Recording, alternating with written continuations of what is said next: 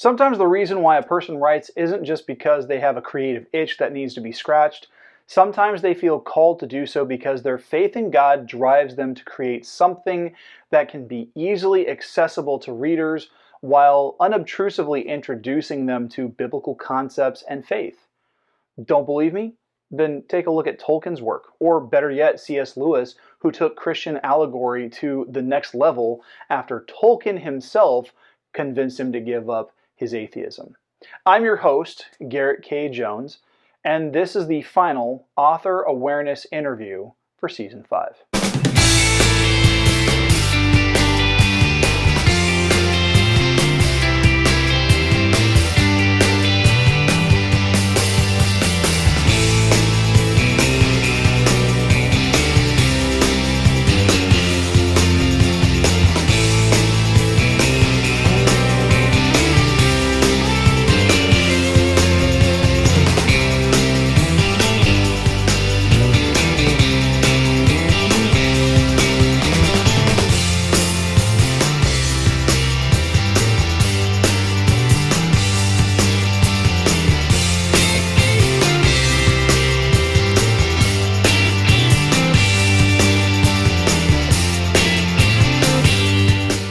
Happy Saturday and welcome back to The Right Way. There are just a couple of things that I'd like to share with you before we jump into this month's interview, starting with next week, July 15th.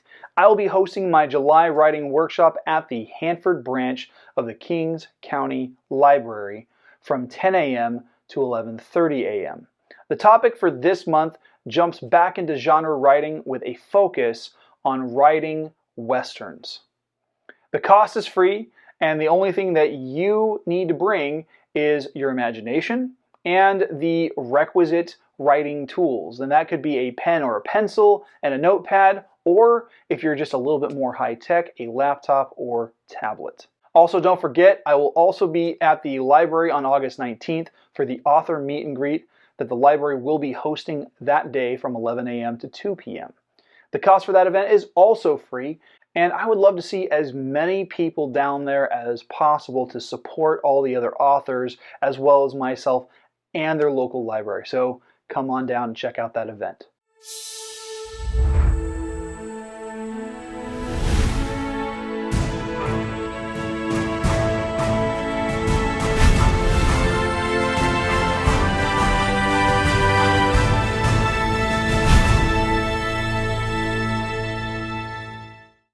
I connected with this month's author through Instagram, and I was really excited to interview her because it isn't often I find Christian authors, especially those who write in science fiction or fantasy. It's like encountering a unicorn in the wilds of Scotland. With that said, let's jump into this month's interview. All right, Teresa, thank you for joining me on the show. It is a pleasure to have you. How you doing? I'm doing well. How are you? It's hot today. It's a nice 95 degrees. So tell me about what it is that you write and what you've got out there. So I'm a self-published author. At the current moment, I have one series going. It's an urban fantasy, so that's fantasy, but in a modern setting. It takes place in a town, it's written in a way of, it's supposed to look like life, like normal life that you and I have. Mm-hmm. And then I start to throw in, in the first book, the main character finds out she's not normal, she's not human. And then as we go on, we meet more non-humans and more and humans with powers. And by book 6, it turns into a bit of a superhero series. So how did you get into writing? Was this something that you've always wanted to do, or did you just wake up one day and be like, I want to write something? I think to an extent, I've always liked it. I think in kindergarten, Mom said I wrote a book, with her help, and I wasn't really writing on my own. But there's always been, I love world building. I've always, those ridiculous games you played as kids, those were always fun. Mm-hmm. And I always tried writing books. I finished one, although I didn't like it tons. But it was the first one of the series that I wrote, that I published. That was the first book that I actually managed to finish. And when I finished, I could look at it and I'm like, I'm happy with this. where do you draw inspiration from? Many places, like superheroes like Spider-Man and others made me want to make some of my own. And I've always loved, like, I like Greek mythology and other fantastical elements. Like when I was younger, I used to read the Rainbow Fairies and other books that included some of those fantastical elements. So the thought of making my own, I it was fun. So, what has been one of the biggest challenges that you have encountered in the development and the publication of your books? As I said, I'm self-published, so I have to do a lot of it myself. Marketing is definitely my hardest. I'm not good at going up to, not like in public, but in the sense of going up to people and saying, "Hey, you should read. I write books. You should read them." Um, not one of my, not great at that. Another in the writing part, what I found difficult was properly structuring my series. When I first started writing it, it was for me, and Hmm. that's it. I had no intentions of publishing whatsoever, so I wrote whatever I wanted. It had no end in sight. Um, Either did have a proper story. So when I got to the point of, hey, I'd like to publish, I had to sit down and be like, okay, I need to make this a coherent story that makes sense. And yeah, there's also been some elements that I'm I may have preferred to take out, but I ingrained them in the story too much that it's like, all right, I need to make these work. So So, how many books do you currently have out? currently, I have 8. Eight. Wow. And they're all part of the same series. That is correct. So, what's the series called? Téarmann Chronicles. Téarmann Chronicles. That's pretty cool. So so before I get to my last question, the next one is, uh, what advice do you have for other writers? Just keep writing. Honestly, is my main piece of advice. That's how I've gotten better. I've figured things out. Like I used to not be very good at action scenes, or I glazed over them, or like um, abbreviate, kind of shot them down to kind of one sentence of like, this is what happened, and that's it. There, but I've at some point, some of my books were actually too short, so I had to sit and figure out how to properly extend it. So yeah, reading also helps. You get to see, you get different ideas from different authors.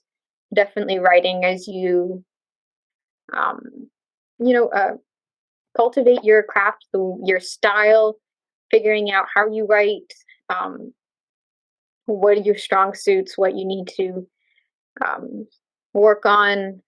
Descriptions definitely something I'm still working on. But like I've rewritten my series multiple, well, not the entirety of it, but certain, like especially book one, I've rewritten it multiple times, and each time I can look back and see this is better or that's better. So That's awesome. That's awesome. So, how can people get a hold of your work? How can they connect with you? What steps do they need to take to get your books in their hands and make sure that they are able to communicate and share their love of your work with you? I have a website, trmebooks.com. Um, if you, all the way at the bottom, you can find some ways to contact me. It has all the links to my books, which are all on Amazon. Um, so you can look up either TR Moore-Ede or Téarmann Chronicles. The first book has a mermaid on it. Uh, and then I am on, it is on my website, but I am on Instagram. Um, my handle or whatever it's called is TR Moore-Ede. Um, I'm trying to get better at posting, but I do respond to messages if people do. And yeah, Awesome. Well, Teresa, thank you for being a part of this month's interview. I really appreciate you coming on here, and especially giving you the opportunity to share with viewers your work and what it is that you write. thank you for having me. Now, if you're interested in connecting with Téarmann Moore-Ede through social media or picking up copies of her work, you'll find those links by visiting the video description. Now, if you're interested in seeing the uncut, unedited version of this interview, you can easily sign up as a supporter through Patreon.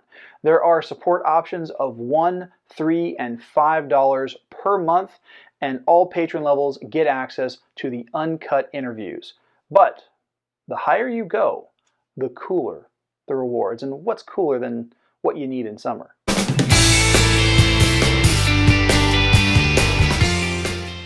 Hey, thanks for watching. Please hit like, hit subscribe, and hit the bell for notifications on new videos. You can support the channel on Patreon and the merch store.